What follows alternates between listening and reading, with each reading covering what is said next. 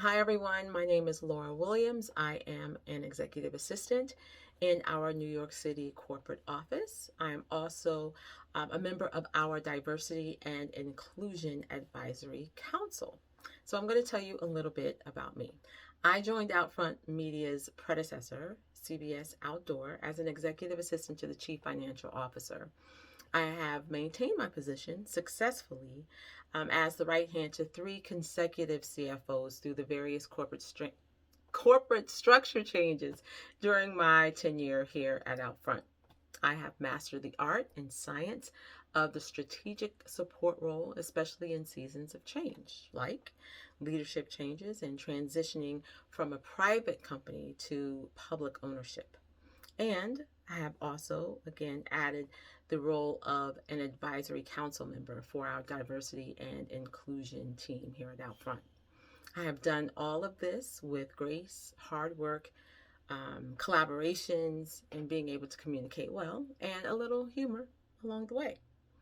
I say all of this not to boast, but to take a moment to give myself credit. To give myself credit for what I do and for what I do and for what I have done, because I don't normally. That's I normally don't do that. I don't do that, and I know that there are a lot of other people that don't do that as well.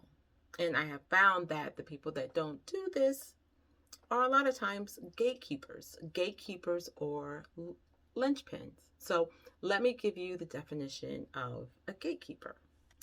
A gatekeeper is a person who controls access to something. For example, via a city gate or bouncer, or more abstractly, controls who is granted access to a category or status. Gatekeepers assess who is in and who is out, in the classic words of management scholar Kurt Lewin. So let me tell you what a linchpin is. A linchpin, a central cohesive source of support and stability. For example, she is the linchpin of this firm. So I think everyone has a gatekeeper or a linchpin in their life in some capacity, or you may very well be that gatekeeper or linchpin. August was Wellness Month and May was Mental Health Month. But let's face it, it has been a mental health and wellness year, going on 2 years.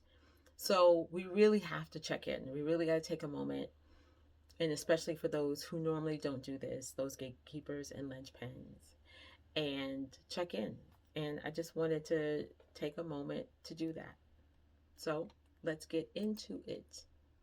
So I'm not an expert, but these are some suggestions that I have that have helped me, and I hope that they help you. And if not, at least start the process or to think about it, right? So number one, check out the Employee Center on Inside Out. We have some great resources. So check out what's there for us, the employee.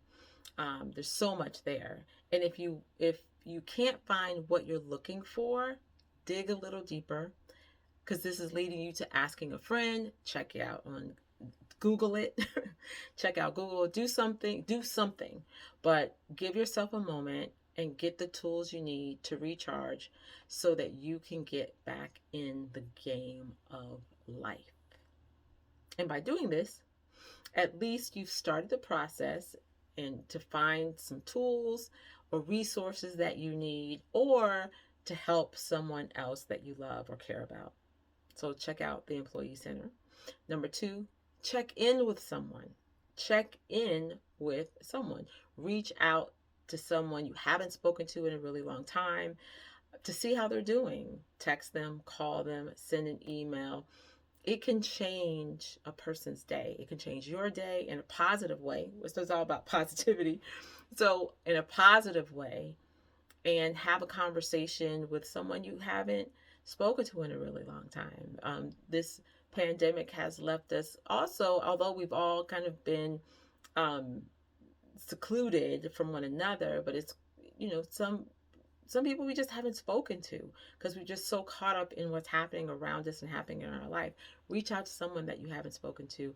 It'll make your day better. You'll have a better day. You'll put a smile on your face. So that's number 2. 3, download a book. Download a book or pick up a book. Read something that you've been wanting to read for a long time. And if you don't want to pick up a book and actually read it, download it. Take 30 minutes out of your day. If that means start with 15 minutes, start with 15 minutes. But download a book, close your eyes, go on the journey for 15, 30 minutes in a day. Lock yourself in a bathroom, in a closet, but give yourself that moment just for you and just escape. And maybe each day you can do a little longer, but at least start with 15 minutes, 30 minutes. I would say 30 minutes minimum. But take that time, read a book, listen to a book, close your eyes, and escape. Number 4, rent a car. Go for a drive. City life, you may already have a car, but I live in New York, so it's a lot of us don't have cars. So rent a car. Go on a day trip. And there's some beautiful places in our country here in the United States. Go somewhere for a day. Go for a long drive. Clear your mind. Get out of your element what you see every day. That is such a boost of energy, at least for me.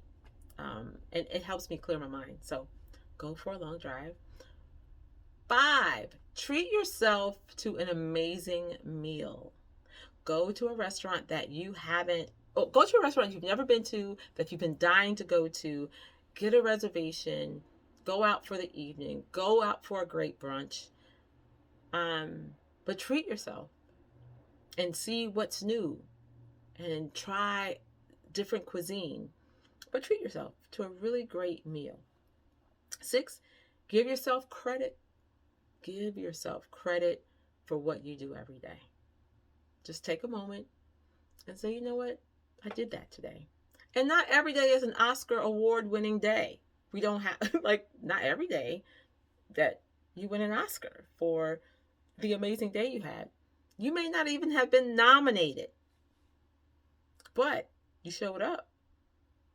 You showed up. And that's what matters. So maybe you'll be nominated tomorrow. Okay. But at least you're in the game. But give yourself some credit. Give yourself some credit. 7, give yourself permission.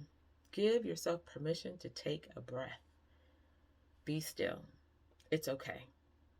Pause and reset. It's so okay, and there's no judgment. No judgment. But give yourself permission. That's it. And as I say this to you, I say it to myself. And remembering it as I am saying this, because this is for me too. So I just want to thank the Diversity and Inclusion Advisory Council for asking me to be a part of this platform, because I really didn't know what to say, but this was kind of on my heart, and I hope it helps a little bit, right? And that's it. Leaving with a quote that I like. One of my favorite quotes is, "There are only 2 mistakes one can make along the road to truth: not going all the way and not starting." So let's get started. Thank you.